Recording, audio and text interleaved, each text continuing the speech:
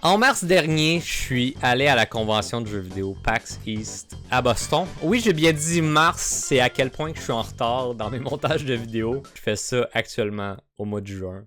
Mais bon, je suis allé à Boston avec ma copine pour aller découvrir ce premier événement du domaine qui m'inspire beaucoup. Si vous me connaissez un peu, vous savez que j'ai une passion pour le jeu vidéo, de même à vouloir en faire une carrière. Ceci étant dit, il y avait quand même une autre mission qui se cachait au fond de ce voyage-là.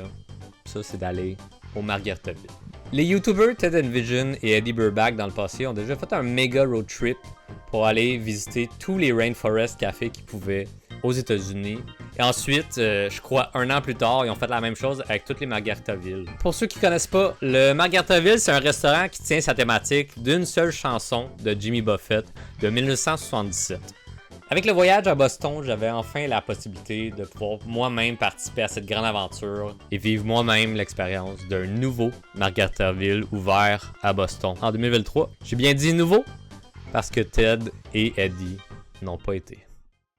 Jour 1, fallait aller chercher nos billets pour PAX East, les récupérer pour les 2 prochains jours de convention. Donc notre route était quand même bien calculée pour s'en aller directement au centre de convention. Puis là, la possibilité d'aller au Margaritaville par la suite était très exaltante parce que c'était relativement proche. Commencer le voyage avec ça, excitant. Excitant? Non. La pluie avait décidé autrement.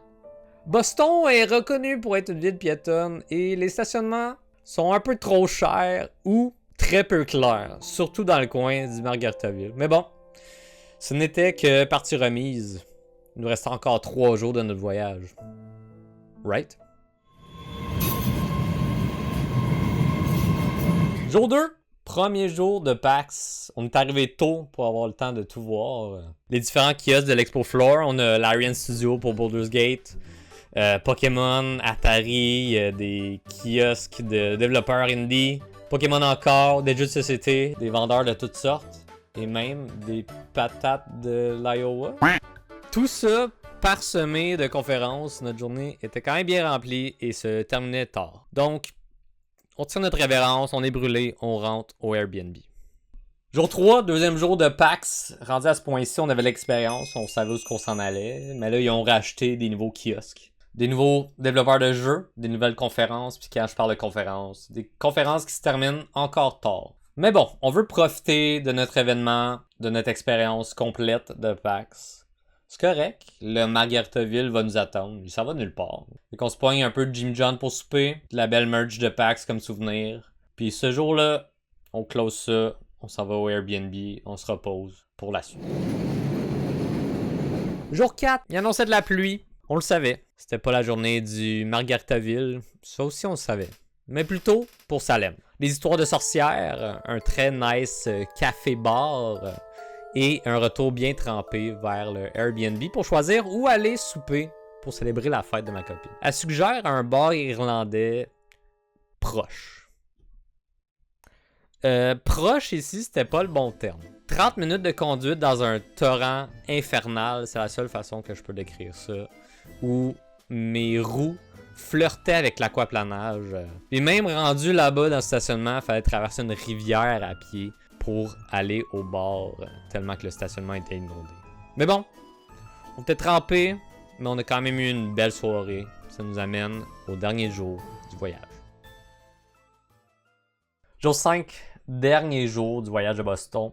On partait le lendemain pour arriver à temps pour aller travailler. Quelle idée. On s'était gardé ce dernier jour-là pour visiter vraiment ce qu'on voulait de Boston. Vraiment ce qu'on voulait de Boston. Fait qu'on est parti au centre-ville pour marcher, découvrir et se rendre au magasin de Converse qu'on avait vu qui nous intéressait. Je tiens à mentionner que la météo durant notre voyage, c'était pas super. Il y avait comme un vent froid de passage en même temps que nous. Puis un autre détail plaisant, c'est que notre ligne de train était magiquement fermée pour notre dernière journée de voyage. Tu sais, la ligne de train qui nous permettait d'aller visiter cette ville piétonne sans utiliser notre voiture. OK. Alternative, l'autobus. On y va. On se promène, il fait froid. On se réchauffe pour commencer dans un restaurant italien bien trop bruyant pour ensuite se ramasser devant le magasin de Converse, complètement fermé. Bon, super, on va trouver d'autres choses. Peut-être un centre d'achat? Non, non, on trouve rien. Juste une amalgame de magasins puis d'entreprises. Pour finalement rentrer dans un café où le service était... voilà. Mais bon, on se prenait encore, il fait froid, on gèle. Ben ouais, 2 Québécois qui se la gèlent à Boston. Oui, oui, on repart pour l'Airbnb. Est-ce qu'on va vraiment manquer le Margaritaville? J'analyse vraiment nos options sur le chemin, puis je me rends compte qu'il y a des stationnements qui sont gratuits après une certaine heure à Boston, la fin de semaine qu'on était. C'était le miracle descendu des cieux, ou comme dirait Jimmy Buffett, oh les écrevisses de Nouvelle-Orléans. Yeah. L'excitation était palpable. On aperçoit la pancarte. On voit le décor festif de l'extérieur. Il y a un gift shop dans le restaurant. L'autre, par contre, prend une éternité à venir nous voir. Ça filait comme une éternité, mais est-ce qu'on est juste trop emballé à l'idée d'être enfin arrivé au Margaritaville? Il vient nous voir, puis nous demande où est-ce qu'on veut s'asseoir. Salle à manger ou bar? Je réponds, n'importe où. Quelle erreur! Quelle erreur! J'avais clairement une préférence. Les banquettes, entourées de murs et d'un plafond, aux couleurs du ciel et des nuages parsemés de rayons de soleil. Mais non, côté bar. Le côté bar, c'est une terrasse extérieure fermée par des panneaux vitrés. Je tiens à rappeler à quel point qu'on a gelé toute la journée, puis qu'on gelait encore à l'extérieur.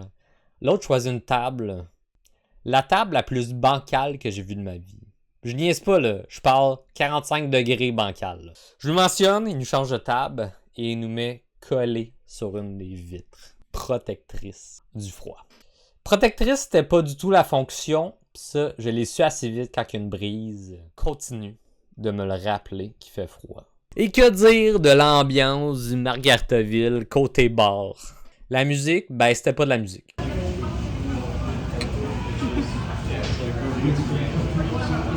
C'était la game de hockey collégial de Boston, coupée par les publicités de postes de télé beaucoup trop forts et solidement accompagnée par les bruits de ventilateur de la machine de Margarita. C'est tout. C'est ça l'ambiance. Notre serveur, c'est le barman. Il vient nous voir, on commande nos premiers margaritas à vie. C'est là que j'apprends que c'est à base de tequila.